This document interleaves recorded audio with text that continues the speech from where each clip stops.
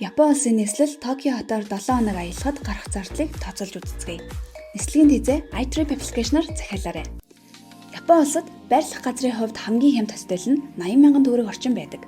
Дундаж үнэтэй зочид буудал нь 150,000-аас 300,000 төгрөг болдог бол тансаг зэрэглэлийн зочид буудал нь 600,000 төгрөгөөс эхэлдэг. Convenience дэлгүүрийн хоол амттай бөгөөд хямд байдаг.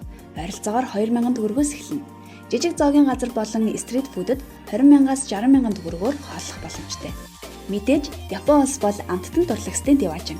Жишээ нь Намагаши, Дайфугу, Данго, Таяки зэрэг алдартай амтнуудыг хаанаас ч олох боломжтой бөгөөд тус бүр нь 15,000-аас 35,000 төгрөг байдаг байна.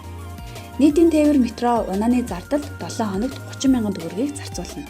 Нэг удаа метронд сухад 3,000-аас 8,000. Үзэр үйлчилгээний хувьд Токио Диснейленд дунджаар 150,000, Токио Товер 25,000, Ghibli-гийн музей 70,000 төгрөг орчим болдог. Япон улсад ашиглах дататай eSIM-ийг 15,200 төгрөгөөр, даатгалыг 20,000 төгрөгөөр iTrip-ээс авах боломжтой. Ингээд Токио хотод 7 хоног аялахад 2.5-аас 3 сая төгрөгийг зарцуулах нь байна. Аяллаа цогц үйлчилгээг iTrip-ээс